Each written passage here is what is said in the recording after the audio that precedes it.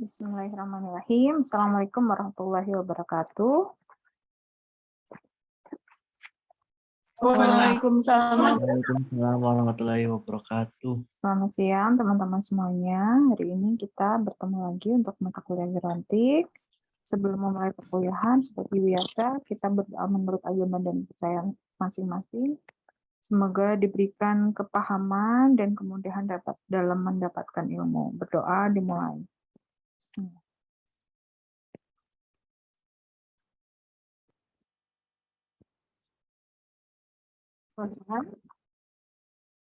Sambil menunggu temannya yang lain, dan kita mulai dulu perkuliahan hari ini. Bu Santi mau share screen dulu ya, untuk materi pada hari ini.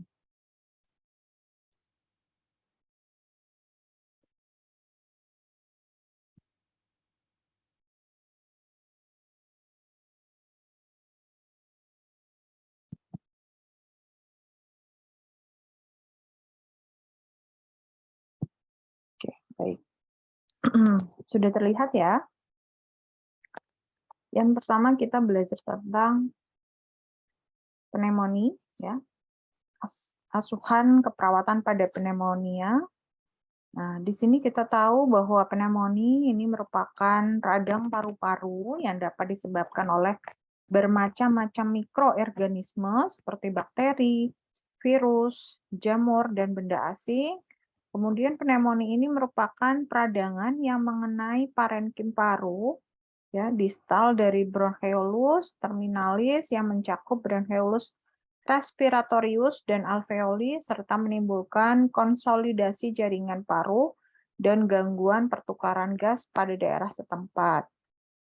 Berdasarkan anatominya, pneumonia ini dibagi menjadi pneumonia lobaris, lobularis, atau bronkopneumonia, dan juga pneumonia intersisial atau bronkitis.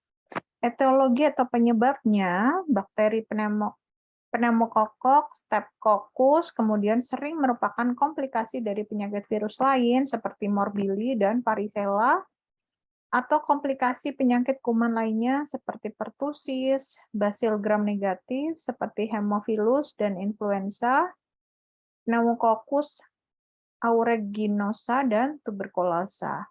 Nah, virus-virus respiratori seperti sinicitial, kemudian virus influenza, virus adeno, juga virus sistemegalik, aspirasi, dan pneumonia hipospatik. Ya, penyakit ini disebabkan tidur terlentang terlalu lama. Kemudian bisa disebabkan juga karena jamur dan sindrom Lufer. Patofisiologi terjadinya pneumonia ini terjadi tergantung pada virulensi mikroorganisme, tingkat kemudahan dan luasnya daerah paru yang terkena, serta penurunan daya tubuh dari masing-masing individu. Pneumonia dapat terjadi pada orang normal tanpa kelainan imunitas yang jelas. Faktor predisposisi antara lain berupa kebiasaan merokok, pasca infeksi virus, kemudian penyakit jantung kronik, diabetes mellitus atau penyakit gula, keadaan imunodefisiensi, kelainan atau kelemahan struktur organ dada, dan penurunan kesadaran. Juga bisa disebabkan adanya tindakan invasif seperti infuse, intubasi, tracheostomi, pemasangan ventilator, ya, terutama pada daerah saluran pernafasan. Lingkungan tempat tinggal, misalnya di panti jompo, penggunaan antibiotik dan obat suntik, serta keadaan alkoholik meningkatkan kemungkinan terinfeksi kuman gram negatif. Nah, pneumonia diharapkan akan sembuh setelah dilakukan terapi 2-3 minggu. Bila lebih lama, perlu dicurigai adanya infeksi kronik oleh bakteri anaerob atau non-bakteri seperti oleh jamur, mikrobakterium, ataupun penyakit dari parasit. Gejala yang mungkin terjadi pada bronkopneumonia biasanya didahului oleh infeksi traktus respiratorius bagian atas selama beberapa hari, suhu naik 30-40 derajat Celcius, dan mungkin disertai dengan kejang demam yang tinggi. Kemudian pasien sangat gelisah, sesak dan sianosis, sekunder pada hidung dan mulut, pernafasan cuping hidung menggunakan trias gejala patonomik. Kadang-kadang disertai muntah dan diare, batuk mula-mula kering, kemudian jadi produktif. Nah, ini contoh gejala ya, dilihat dari bakteri dan non-bakteri. Usia lebih tua biasanya disebabkan karena bakteri atau tipikal. Kalau muda biasanya non-bakteri. Pola campuran biasanya pada usia lebih tua.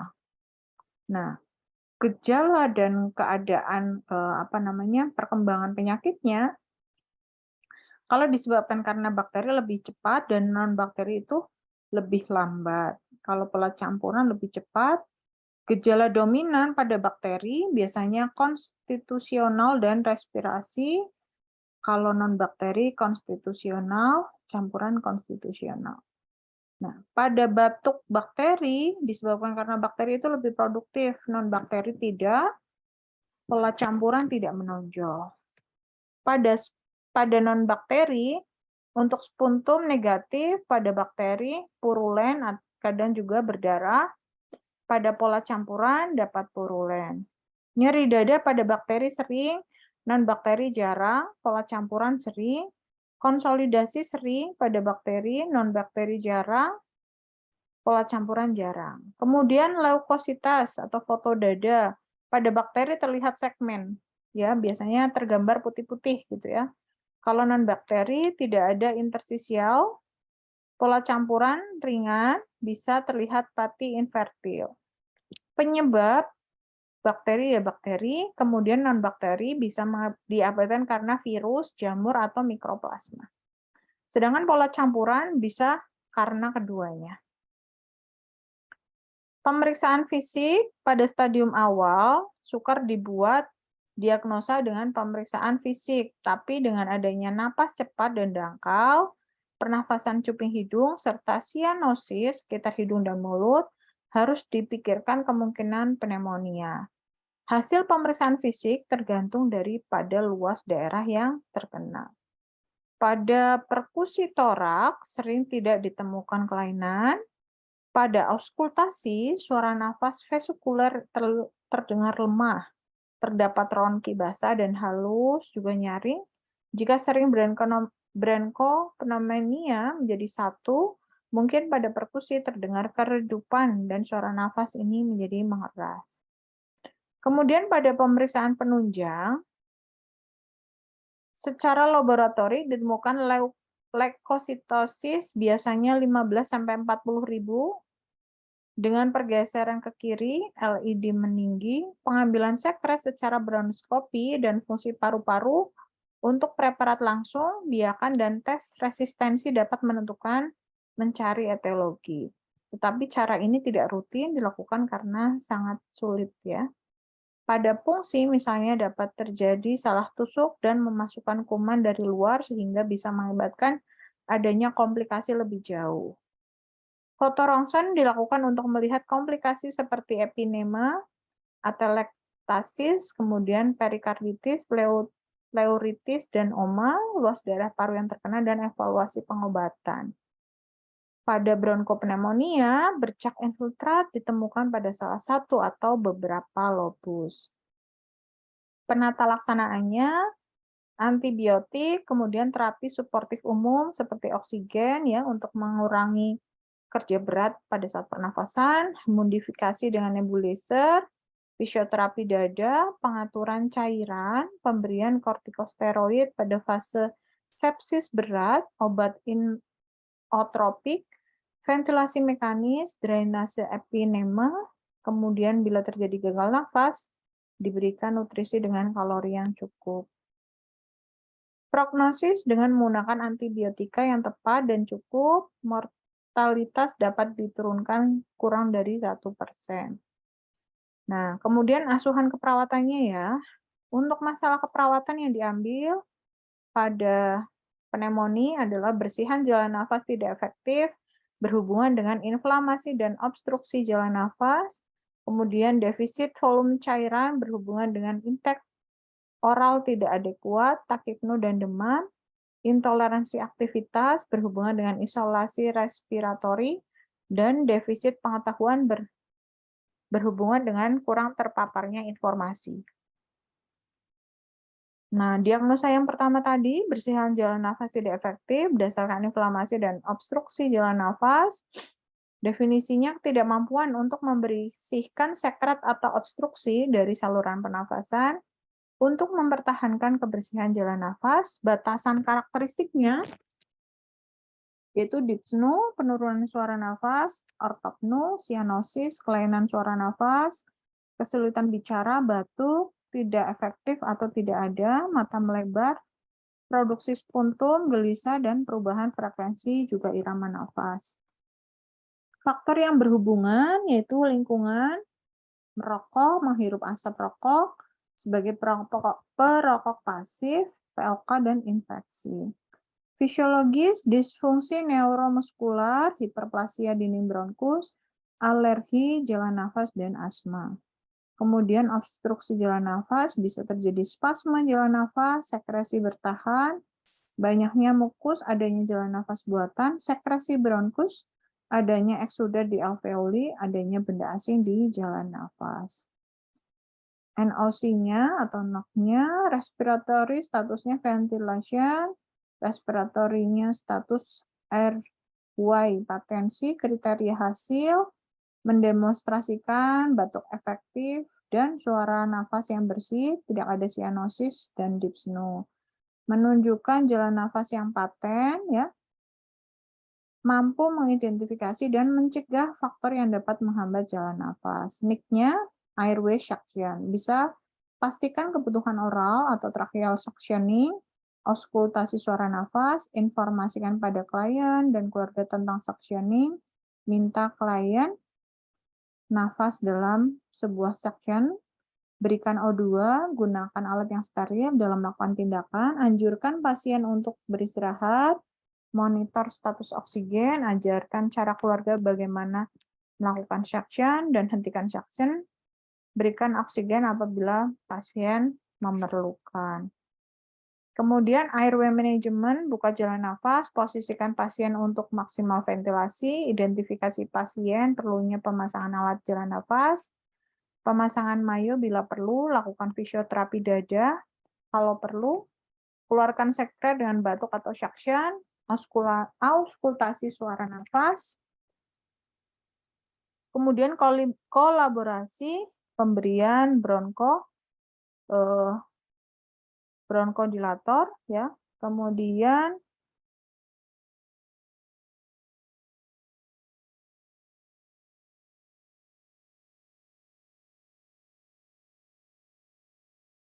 atur intake cairan, monitor respirasi, dan status O2.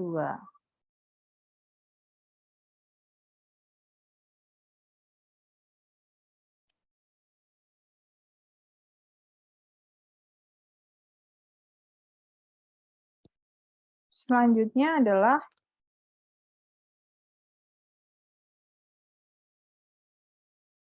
diagnosa kedua, defisit volume cairan berhubungan dengan intake oral tidak adekuat, takipnu dan demam.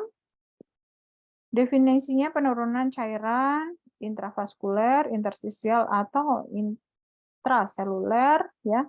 Batasan karakteristik kelemahan, haus, penurunan turgo kulit, membran mukosa, peningkatan denyut nadi, pengisian vena menurun, perubahan status mental, konsentrasi urin meningkat, temperatur tubuh meningkat, hematokrit meninggi, kehilangan berat badan seketika. Kemudian faktor yang berhubungan, kehilangan volume cairan secara aktif, kegagalan mekanisme pada pengaturan pengaturan pernafasan ya. Kemudian NOC-nya fluid balance, hydration, nutrition status. Kriteria hasil mempertahankan urin output, tekanan darah, nadi, suhu, TTV, tidak ada tanda-tanda dehidrasi. NIC, fluid management, timbang popok Pampers jika diperlukan, pertahankan intake dan output akurat, monitor status hidrasi, monitor TTV, monitor cairan masuk ya, terapi intravena, monitor nutrisi, berikan cairan IV dan dorongan masukan oral, juga berikan penggantian nasogatrik sesuai dengan output.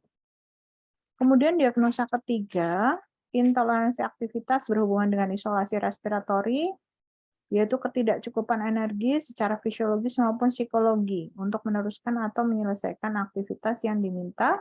Batasan karakteristik melaporkan secara verbal, respon abnormal, perubahan EKG, menunjukkan aritmia, dan adanya deep snow.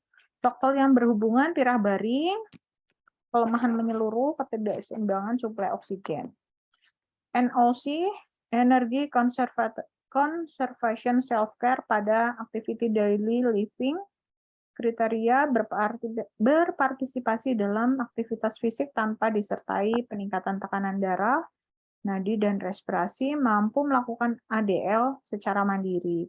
NIC, kolaborasi dengan tenaga rehabilitasi medis, bantu kalian untuk mengidentifikasi aktivitas yang mampu dilakukan, bantu untuk mengidentifikasi dan mendapatkan sumber yang diperlukan untuk aktivitas, bantu kalian untuk membuat jadwal latihan di waktu luang.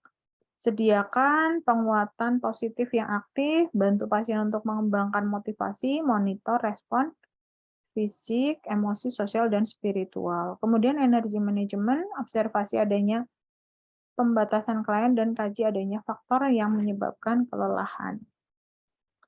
Diagnosa keempat, defisit pengetahuan, knowledge disease process, knowledge health behavior, artinya proses terjadinya penyakit dan bagaimana pola hidup sehat.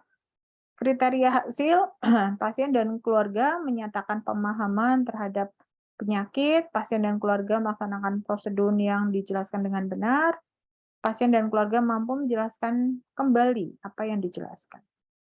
Kemudian NIC, teaching disease process, jelaskan patofisiologi, gambarkan tanda gejala, gambarkan proses penyakit, identifikasi kemungkinan penyebab, diskusi perubahan gaya hidup yang lebih sehat, dan mencegah komplikasi penyakit.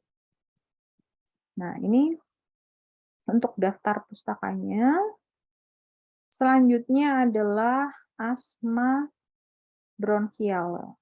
Nah, definisinya, penyakit yang ditandai adanya respon berlebihan dari trachea dan bronkus terhadap berbagai macam rangsangan yang mengakibatkan penyempitan saluran pernafasan yang tersebar luas di seluruh paru, dan yang derajatnya dapat berubah secara spontan setelah pengobatan.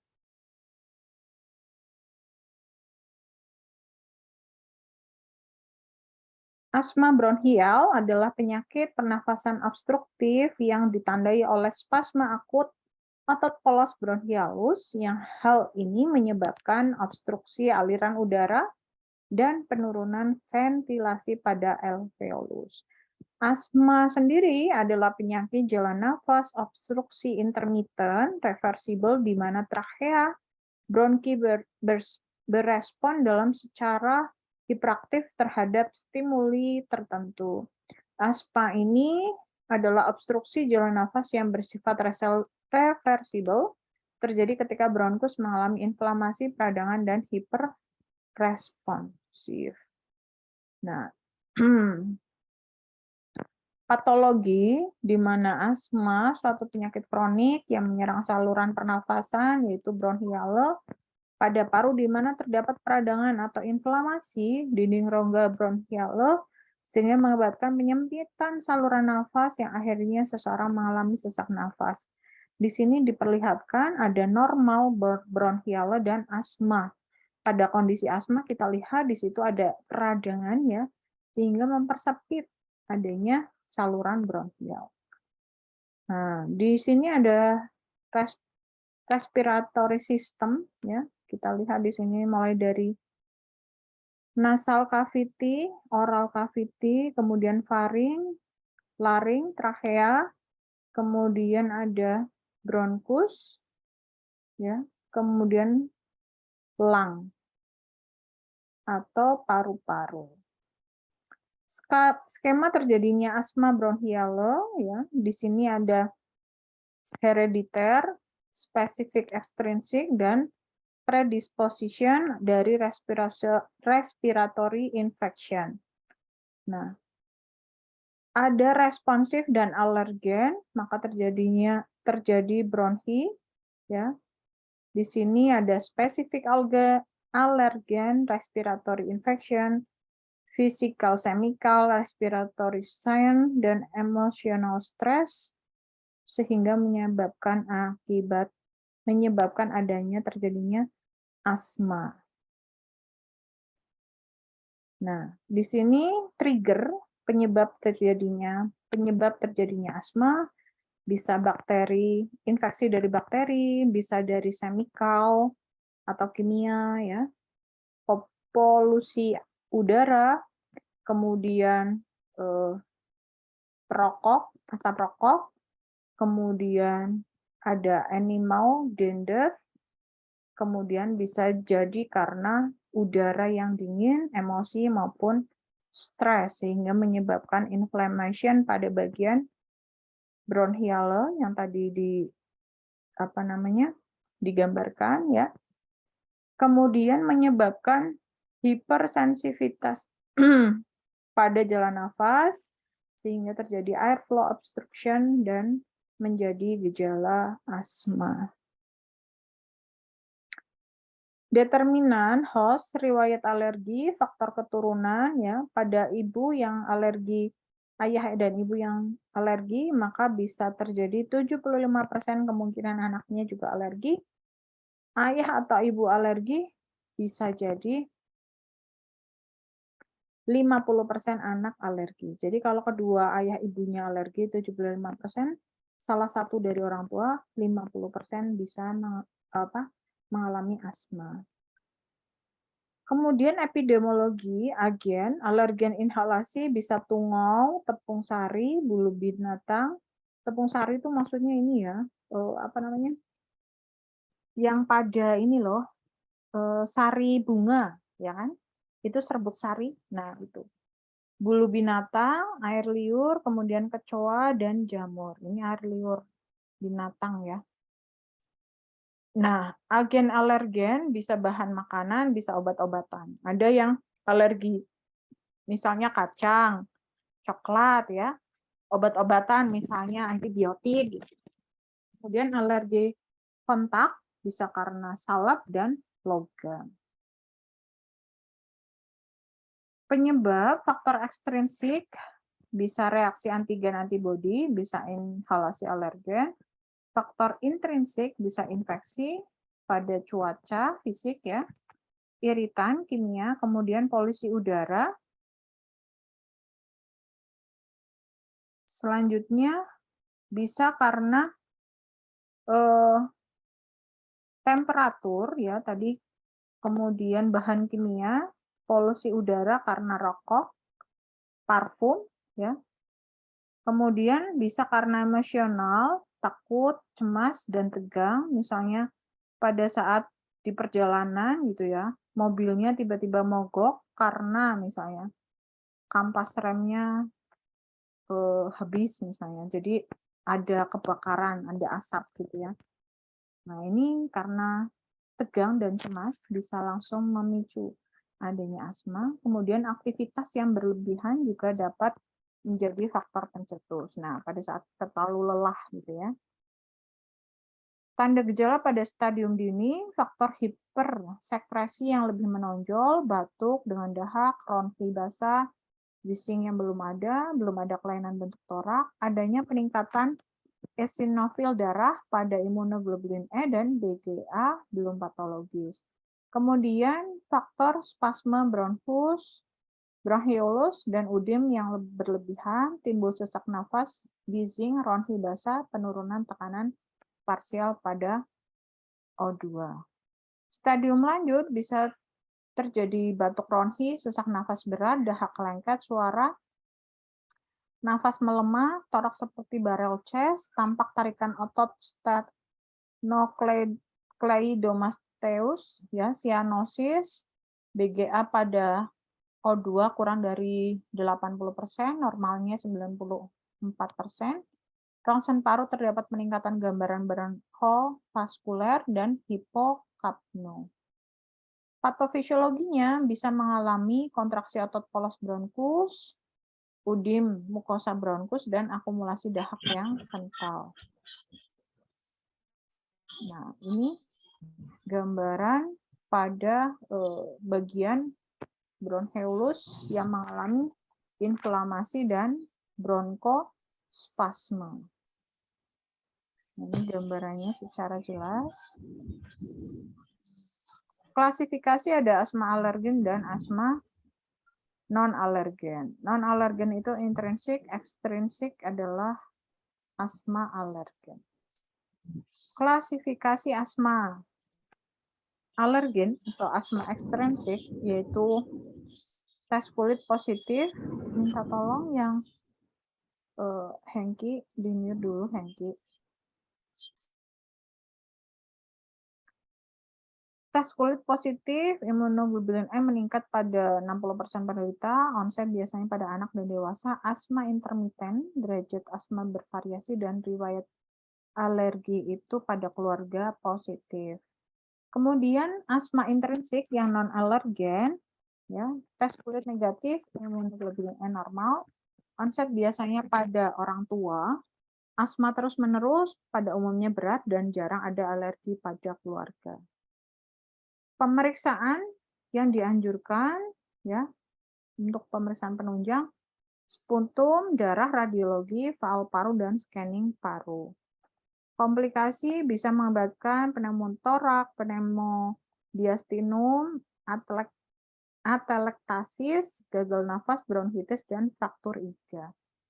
Fisioterapi bertujuan untuk menghilangkan bronkospasme, ya tadi ya, jadi tegang daerah bronchiolus hingga menyebabkan susah nafas, membantu relaksasi, peningkatan pengaturan pernafasan, membantu menghilangkan dahak atau mengatur gerakan pernafasan.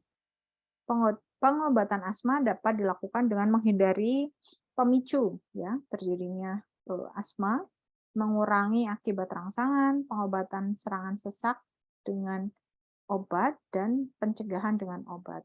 Menghindari rangsangan yang diakibatkan oleh seseorang sesak antara lain keradangan atau infeksi saluran nafas, rangsangan bahan yang berakibat alergik, juga bahan non-alergik, juga mengurangi tingkat stres atau cemas, ya.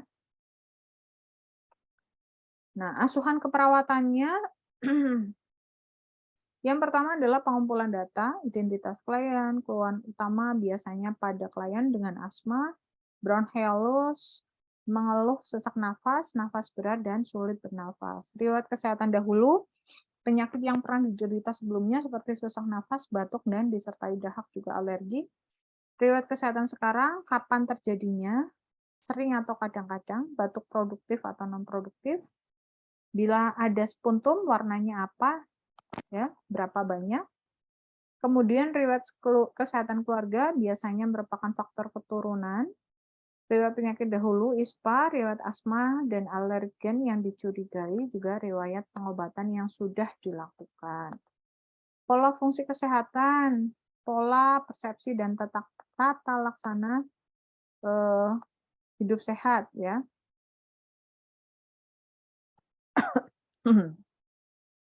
Meliputi persepsi klien terhadap kesehatan dan penyakitnya, apa yang dilakukan bila merasa sakit, gaya hidup sesuai dengan kondisi yang tidak menimbulkan serangan asma. Nutrisi meliputi makanan dalam sehari, aktivitas, gangguan aktivitas akibat sesak ya. Pola eliminasi biasanya tidak mengalami gangguan.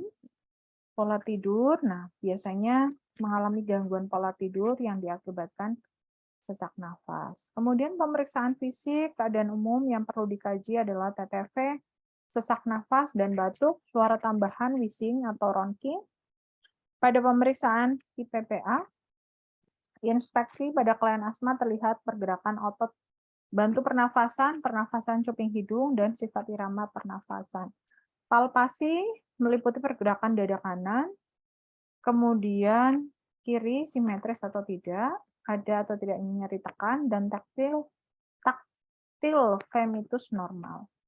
Klien asma, suara ketok sonor antara dada kanan dan kiri, kemudian auskultasi, ekspirasi lebih dari 4 detik atau lebih dari 3 kali inspirasi, terdapat suara tambahan berupa wheezing ronki. Kemudian blood, status kardiovaskuler, keadaan hemodinamik seperti nadi, tekanan darah, dan CRT, kesadaran, volume output urin, oligurit tanda shock, ya. Kemudian bowel, dyspnea saat makan, dan hipermetabolisme. Kemudian bone, aktivitas pencetus asma. Diagnosa keperawatan yang mungkin diambil adalah tidak efektifnya bersihan nafas, ketidakefektifan pola nafas, kerusakan pertukaran gas, perubahan nutrisi kurang dari kebutuhan tubuh, gangguan activity daily living, kecemasan, kurang pengetahuan. Nah, untuk intervensi diagnosa pertama, bisa dari auskultasi bunyi nafas, pantau frekuensi nafas, catat dyspnea, kaji pasien posisi yang nyaman, pertahankan polusi lingkungan yang minimum, dorong untuk nafas abdomen, observasi karakteristik batuk, tingkatkan masukan cairan, berikan obat sesuai indikasi, dan awasi untuk GDA dan nadi oksimetri, juga foto dada. Kemudian diagnosa ketiga, kaji frekuensi kedalaman pernafasan, tinggikan kepala pada tempat tidur, dorong pengeluaran spuntum, auskultasi bunyi nafas, awasi tingkat kesadaran, evaluasi tingkat toleransi aktivitas, awasi tanda vital dan irama jantung, kemudian oksimetri dan berikan oksigen yang sesuai dengan indikasi. Pada diagnosa keempat, kaji kebiasaan diet, intake makanan, auskultasi bunyi usus, berikan perawatan oral sering, buang sekret, dorong periode istirahat, hindari makanan penghasil gas, hindari makanan yang sangat panas atau dingin, timbang BB, dan kaji pemeriksaan laboratorium. Itu untuk asma. Ya, mungkin ada yang ingin ditanyakan dari materi kita hari ini, silahkan.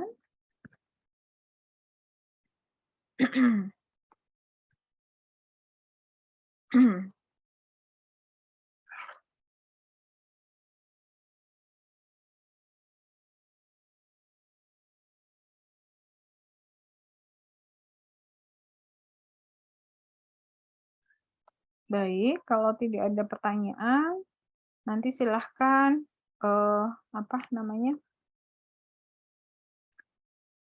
presensi kehadiran di Skalsa, kemudian kerjakan LKM 8, dimasukkan ke dalam kantong tugas, dan silahkan download materi hari ini yang Bu Santi upload di Skalsa. Begitu ya. Terima kasih untuk pertemuan hari ini. Mohon maaf kalau ada kekurangan. Semoga bermanfaat. Wabillahi taufiq wal hidayah. Wassalamualaikum warahmatullahi wabarakatuh. Waalaikumsalam warahmatullahi wabarakatuh. Terima kasih, Bu.